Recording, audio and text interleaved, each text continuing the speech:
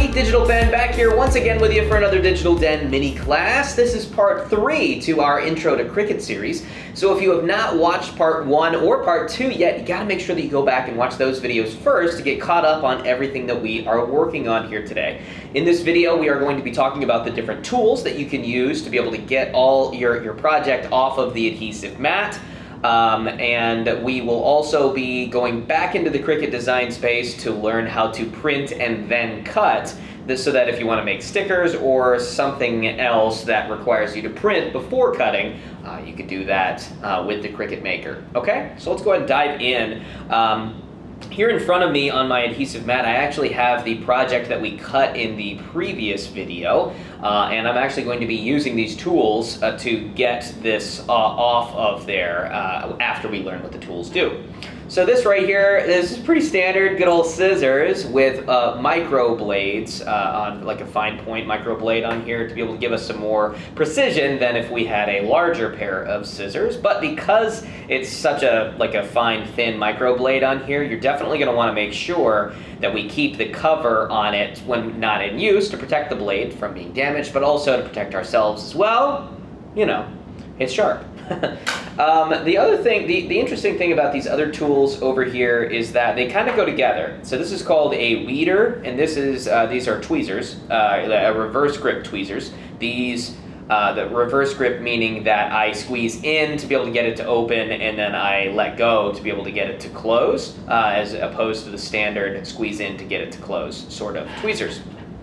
The reason why I say that these go together is because this one's for negative space and this is for the stuff that we want to keep, right? So I can use these tweezers to be able to get our project off the mat in the way that I want to preserve the stuff, because these tweezers are not sharp in any way, and it's really good at getting some of the fine stuff off there. Like for example, on the school stuff project that we cut, all of the letters, they're pretty thin, and they could tear pretty easily. So I'm going to use these tweezers to be able to help me get them off there a little bit more precisely. Okay, like I said, this is for negative space. This is going to be great for getting, like for example, the interior of an O out of there.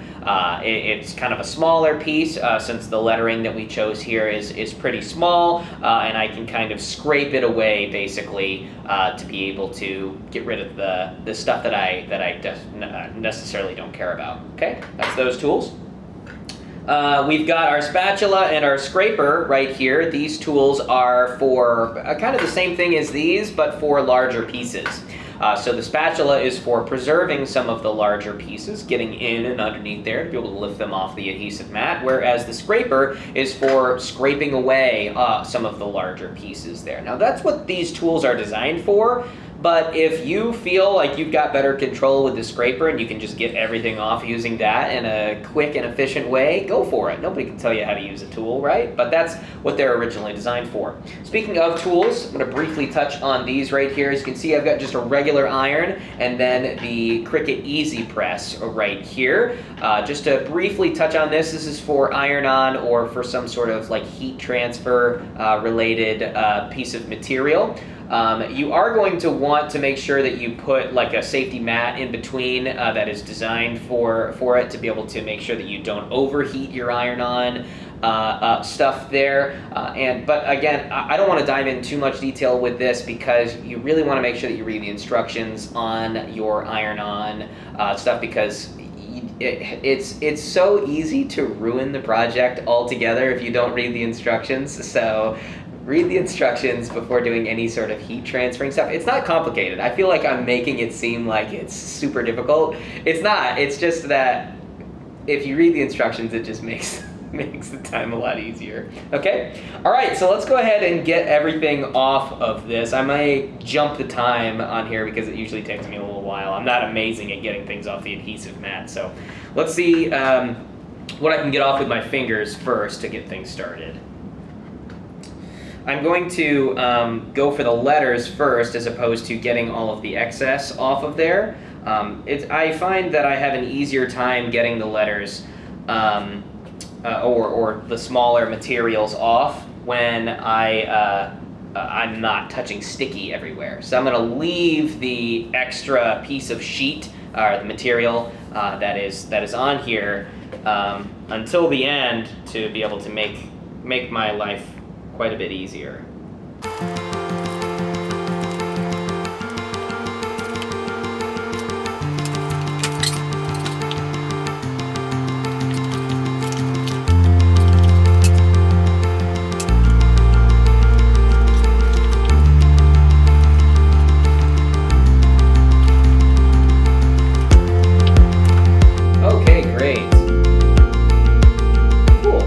Able to get everything that I wanted off there with no tearing, no damage to my project, so that's a good success.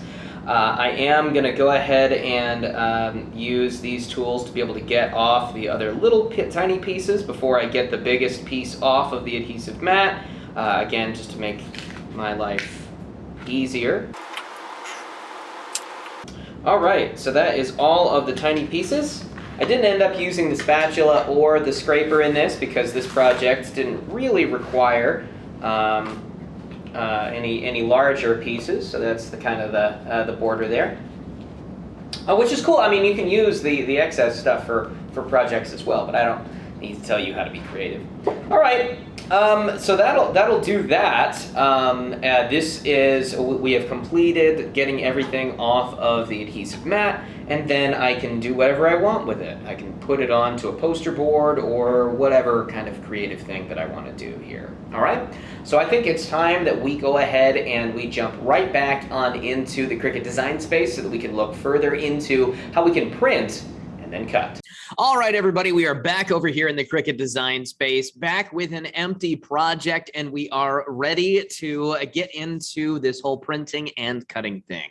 So first, we are going to click on the Upload tool on the toolbar that we talked about in the first episode of this series. We're going to click on Upload, and I'm going to find us something to print and then cut.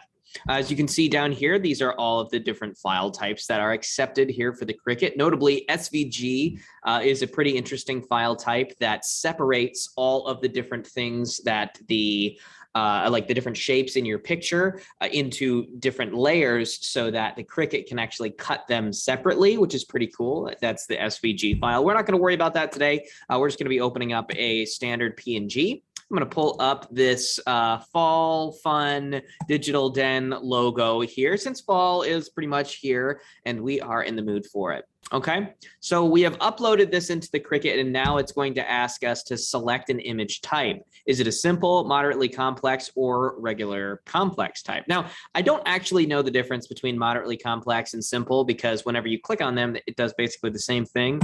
So I'm just going to click on simple here to show you that this is good for basically when there's not a lot of complex colors that are in here. As you can see, it changed from all of the like different types of oranges and whites in here to just a standard flat orange color. And if I click on complex, it'll bring back all of the different shades of orange in there. Okay, since we want to preserve that because we're going to be printing it, I'm just going to click on complex and then click continue to be able to start looking at our image. Now this image is pretty large, so I'm going to come up here in the top right hand corner and I'm going to click on zoom out so that we can get it to a more manageable size that we can work with here. Okay, so now let's talk about some of the different tools. We have in the top left, we have the select and erase tool, which will allow for us to be able to select on a portion of this piece and remove all of that color, essentially, that is all connected there. Okay, so we have removed all of the black that is connected. Now, some of the different pieces of black, we're going to have to go in here and select individually because it wasn't touching the original black that I had set up. Okay, I'm going to remove all of those, and then I'm going to come in here to the microphone portion of my logo and remove each of those individually. All right, perfect. So the select and erase tool has gotten rid of all of that. Now, if there's any extra stuff that, say, for example, I wanted to get rid of some of this orange, but it's not an individual color, I want to erase that by hand, I could use the regular eraser tool, adjust that to the size I want, and then start erasing whatever, you know, that I wanted to erase. Now, obviously, I didn't actually want to erase that. So I'm going to hit the undo tool here in the top right-hand corner, and that is going to undo what I had done there. Perfect. So now I've got the shape of my logo and the way that I want it. And now I can just click on continue. And that will bring me to the next stage here, which will be either cut.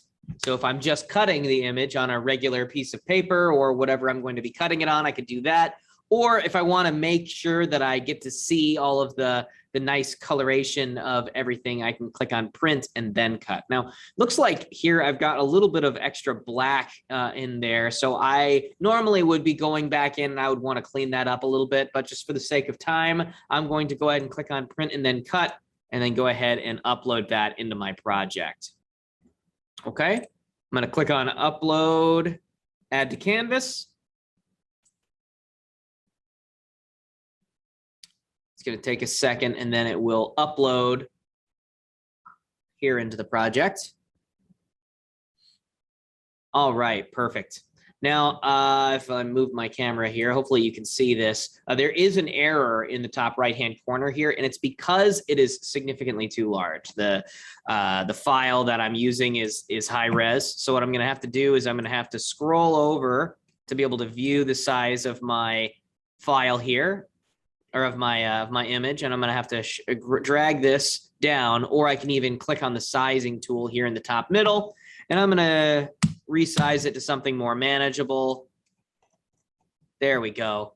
Now the error has gone away, and I can go ahead and click on Make It to get into the next phase here. So when I click on Make It and I have selected print and then cut, you'll notice there is a border that gets drawn around the size of the image. This border is going to be used as a guide for your Cricut. It will take a minute to locate all of the different sides of the border there and then cut everything around the image to be able to preserve and cut exactly everything that it normally would be cutting, right? But since we want it to preserve what we've printed, it will do it in that way. Okay, so I'm going to click on continue. It's going to ask me to plug in my printer. I'm going to hit OK. I'm going to hit send to printer. I've got my printer on here, so I'm going to go ahead and click on print there. Okay, so that should start printing. Sometimes my printer takes a little while, so I'm going to go ahead and skip ahead until after I have got the image completed, and then we will go into the next phase.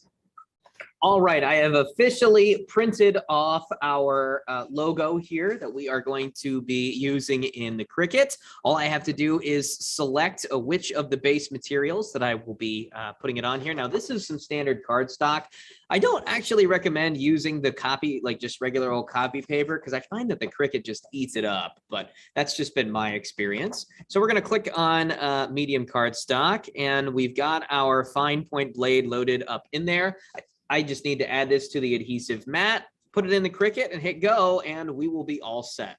All right, as you can see here, I've got our picture on the adhesive mat, and the Cricut is saying, all right, we are ready to go. So what we're gonna do is we're gonna go ahead and press that button, and the Cricut's gonna do the normal thing, send it all the way through, and then start kind of sizing up this this border around the outside of the image there. So it's going to go around all four sides of it and take some measurements on its own here, which I think is pretty interesting. And then it is going to get to the standard print from there. So it's done, I think, the first two sides, and so now it's kind of sizing up the bottom here. And then it's going to do the last side on the right-hand side. All right, I think we are all set here. Now it's going to go ahead and start to cut, and I will skip ahead and show you the finished product.